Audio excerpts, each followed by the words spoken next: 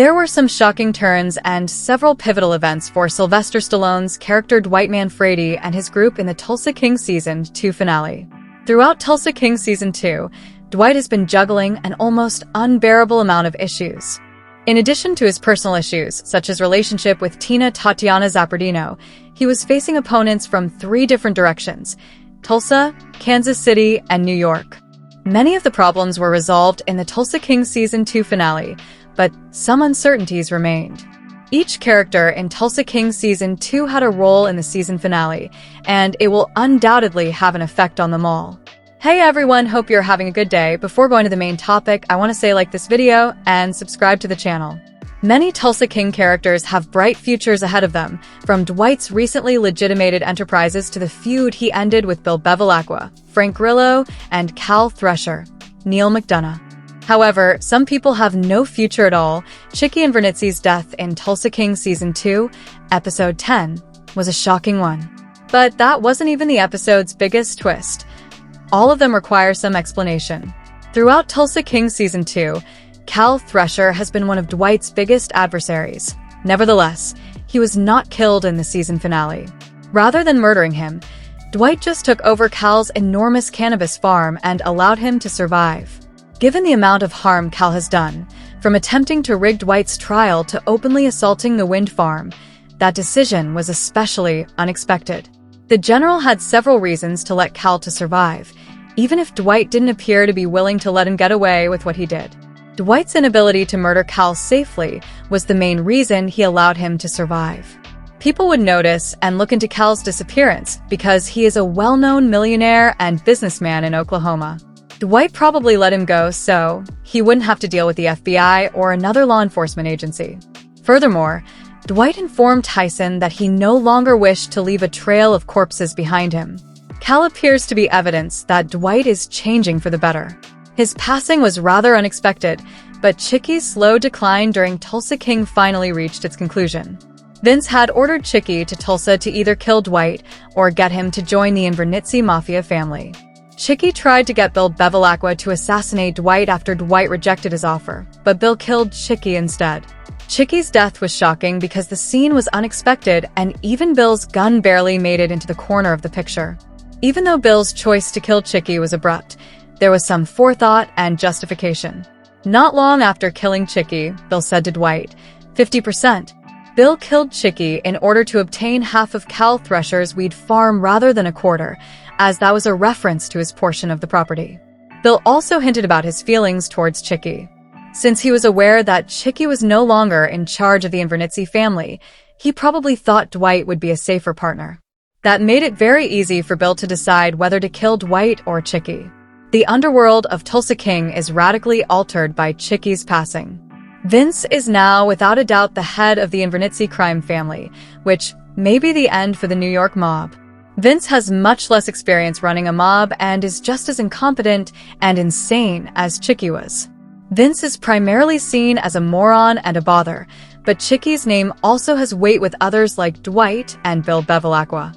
Although the future of the Invernizzi family is uncertain, Vince's leadership doesn't appear to be a strength. Dwight held a gang gathering following the debut of Mitch Keller's Garrett Hedlund car dealership commercial. Dwight informed everyone during his speech that the gang had become legitimate and that everyone would receive a portion of the various profits. All of Dwight's enterprises are now real, therefore he wasn't lying. He bought the wind farm using Med Hat's funds, not money he obtained unlawfully, and the bread, $2 and even higher plane have always been legitimate. Cal Thresher voluntarily gave Dwight ownership to his cannabis farm, so even that is lawful. Even though Dwight and his group are now legitimate, there will likely be more gangster activity in Tulsa King in the future. To seize control of all his businesses, Dwight still committed a number of felonies, and they might eventually be able to legally catch up with him. Additionally, it appears that Bill Bevilacqua is only being briefly satisfied, and he might run for the general again in the future. The biggest narrative development in Tulsa King Season 2, Episode 10, however, is the strongest argument for why Dwight might not be able to manage a genuinely legitimate empire. In the last moments of Tulsa King Season 2, a shadowy SWAT team abducted Dwight Manfredi from Margaret Devereaux's, Dana Delaney, house. After escorting him to an unremarkable location, the strike squad seated him behind an interrogation table where an unnamed figure informed Dwight, "You work for us now." Although the identity of the outfit that abducted Dwight is unknown, it appears to be some kind of covert government agency. Episode 10 of Tulsa King Season 2 contained hints that the U.S. government was interested in Dwight's abilities for a dark purpose. A few days prior to Dwight's kidnapping, the FBI agent working on his case claimed he had to provide headquarters in D.C. with all the information they had on the general. Although their activity seems to be entirely off the books, that suggests that the group had some sort of connection to the U.S. government. Wherever they took Dwight, it didn't appear to be a jail or a prison, and none of their agents had uniforms or any other kind of identification. Although it's unclear for what reason, it appears that Dwight Manfredi is going to be utilized by an illegal government organization. Since the beginning, Tulsa King has conveyed a message that has remained largely consistent, and the conclusion of Season 2 only strengthened it. Dwight has been making an effort to make amends for his previous transgressions ever since he was released from prison. In Tulsa King Season 2, he made great strides, including reconciling with Tina and allowing Joanne to live with him, but he also faced many obstacles, such Tina moving back to New York. Tulsa King Season 2's conclusion demonstrates that although Dwight can make an effort to change his faults, he cannot escape the past. Dwight's declaration that he had gone genuine was arguably the most significant thematic element of the Tulsa King Season 2 finale. He was dragged back into his gangster habits, just as he had finally, for the most part, moved on from them. When he finally had a chance to stop using violence, he was abducted by a clandestine organization that seems to be preparing to use him for a very criminal purpose. Dwight is unable to overcome his violent criminal tendencies, no matter what he does. But there was some hope in the conclusion of Tulsa King Season 2. Dwight can't escape his past, but that doesn't mean he can't confront it. Tulsa King demonstrates that although facing the past is really challenging, it is not impossible and is worthwhile. Dwight's increasing patience and mercy were largely responsible for the good things he received from the Tulsa King Season 2 finale. By being kind to Bill, he was able to get rid of Chickie, and by being lenient with Cal, he was able to take over the weed farm. Tulsa King demonstrates that Dwight made the right decision, and he gained from his efforts to become a better guy.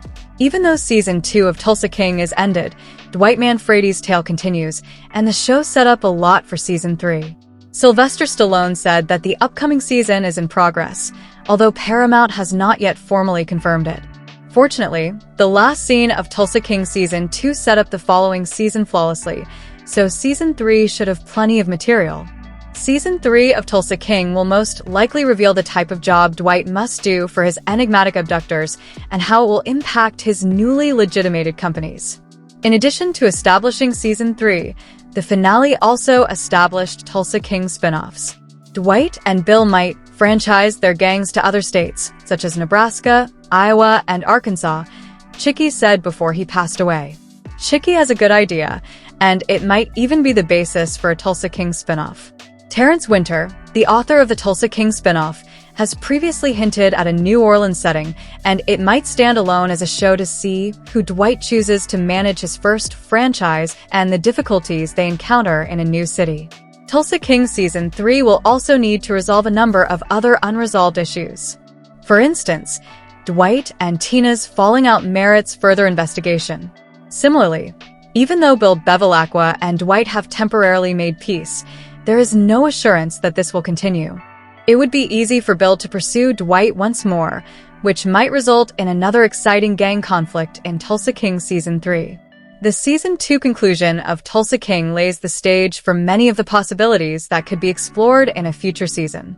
Frank Grillo has unquestionably been one of Tulsa King's best new recruits this season.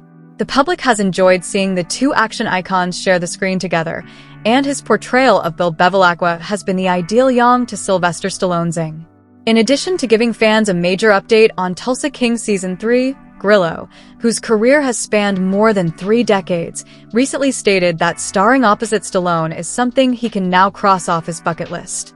Ahead of today's Paramount Plus grand finale of the second season, Grillo, 59, talked to Collider about how Stallone, 78, inspired him to pursue acting. "It has been a dream come true to be able to work alongside one of his heroes at last," he said. Then Grillo said that he would probably be back for Tulsa King Season 3, saying, "And it looks like we're going to go do Season 3. Although neither Stallone nor Paramount Plus have confirmed Grillo's remarks, it appears that things are going forward, which is great news for fans who have been waiting for an update on the status of their favorite crime thriller. Given how well the series has been received by both fans and critics, it's really not surprising. On Rotten Tomatoes, Tulsa King presently has an 89% overall rating, with Season 2 scoring a flawless 100%. When Tulsa King debuted in 2022, it was praised right away for balancing its drama with a good amount of humor. The crime series couldn't help but be made funnier by Stallone's deadpan performance as Dwight, the General Manfredi in your typical fish-out-of-water narrative.